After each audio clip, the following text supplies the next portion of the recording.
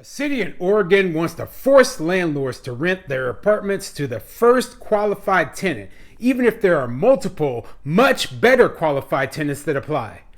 I'm Tony, and this is Real Estate Investing and Landlord News.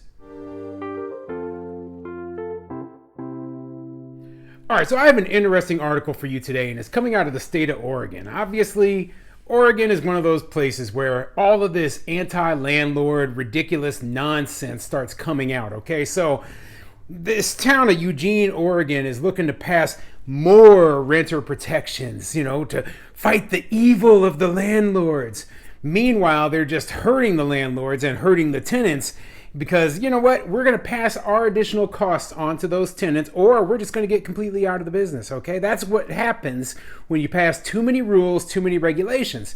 So one of these regulations they're trying to pass is what they call, I think it's a first in line law.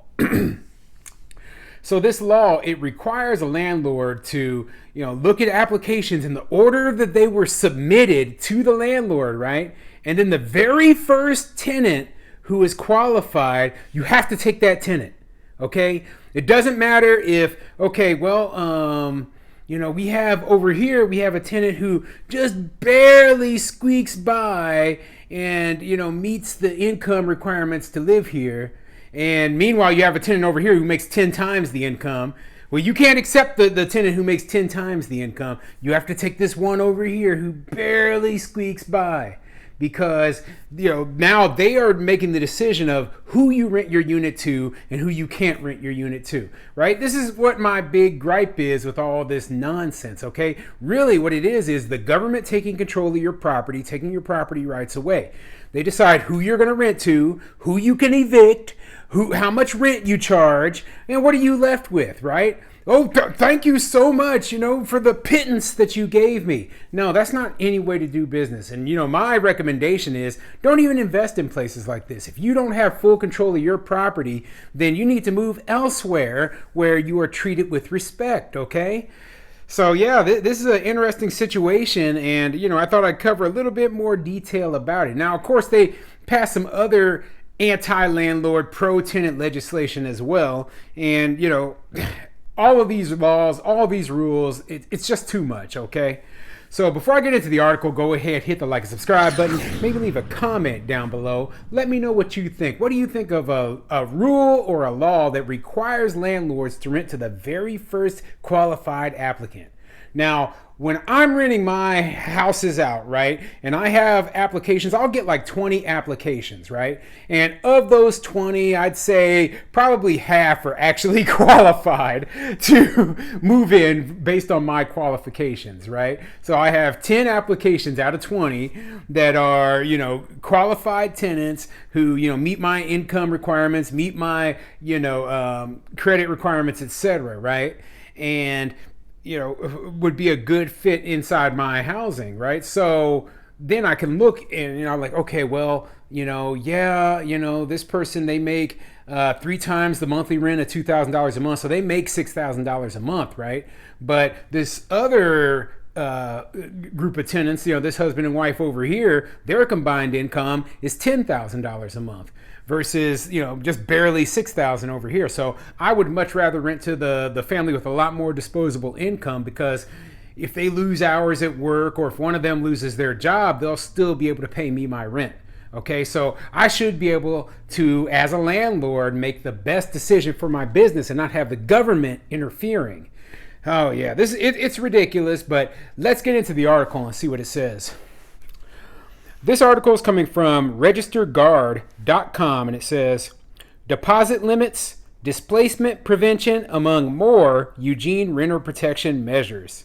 And like I said, they've got a ton of these, renter protections.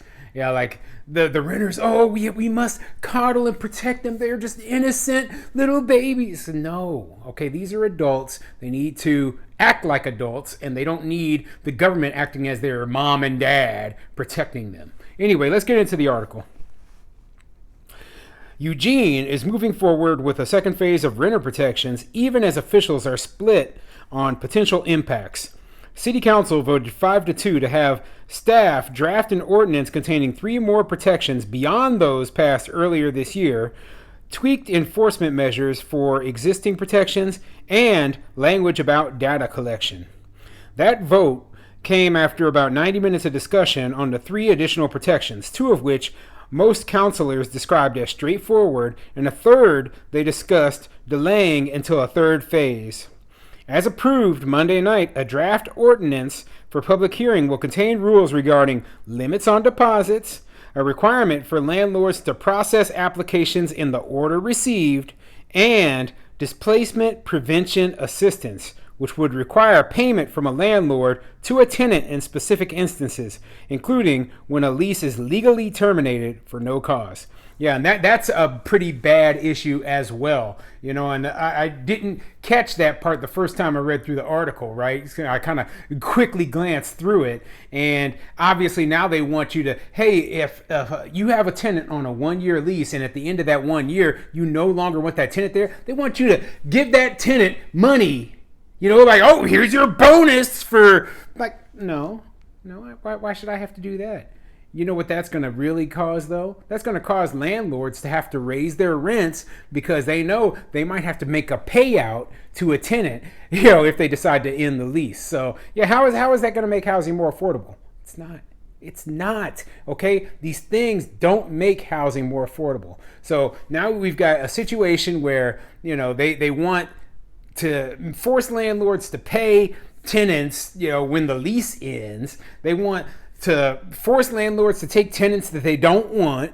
I mean, come on. Why are they doing this other than the fact that they want to push to 100% socialized housing, and it's all about, oh, well, we want to punish the people who are, running their own businesses. We want to punish them because, oh, they're doing better than the renters. And so, therefore they can subsidize it. Well, you know what? No, we shouldn't be forced to subsidize someone else's living.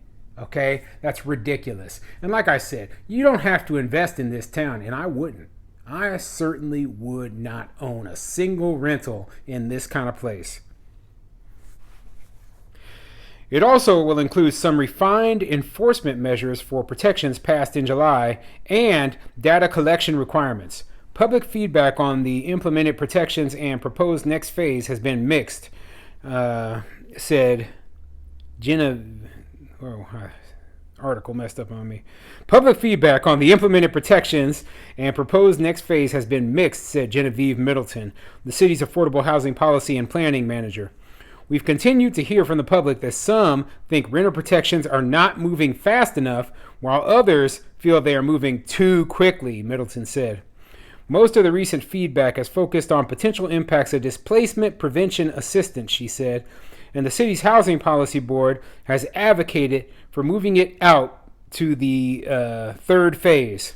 So yeah, and that reminds me a great deal of that story that I covered out of San Francisco, where you had the 2 military members who decided to rent their house out while they were serving within the military in a different state. So they lived in San Francisco, they were in the military, they got duty location changed, and then when their duty in that new location changed, they decided to move back to, I think it was Oakland, not San Francisco, but they decided to move back to Oakland, right? And they were forced to pay their tenant a whole bunch of money, because they just decided to allow their lease to end.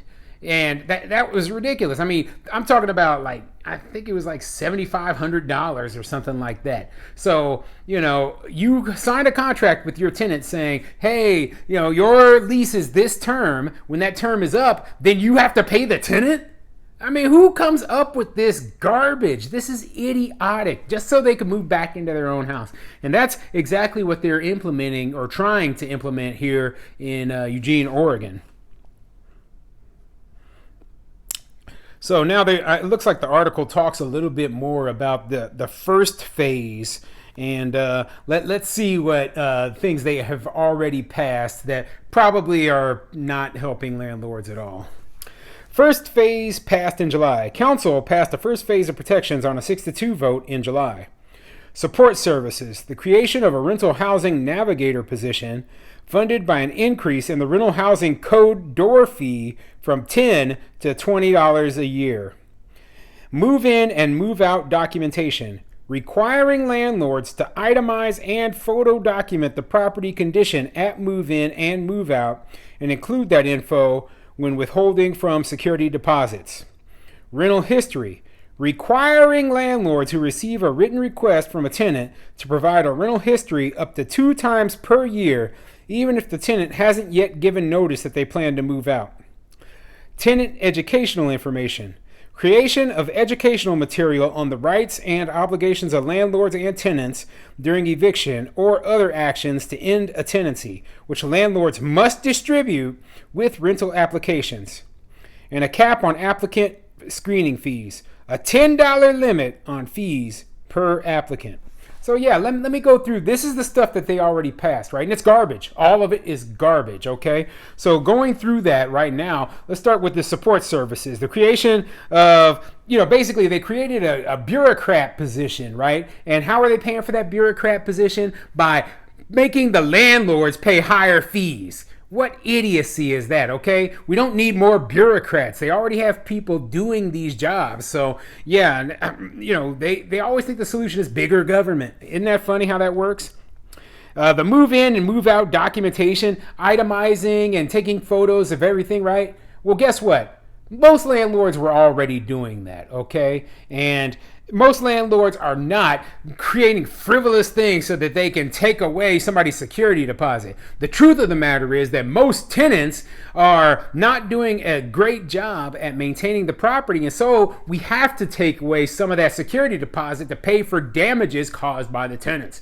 I don't think I've had one tenant who left the place almost in perfect condition, so I mean it's rare though a lot of the time. So these tenants they look like, oh well, this isn't bad damage. Like, well, my hardwood floors are all scratched up.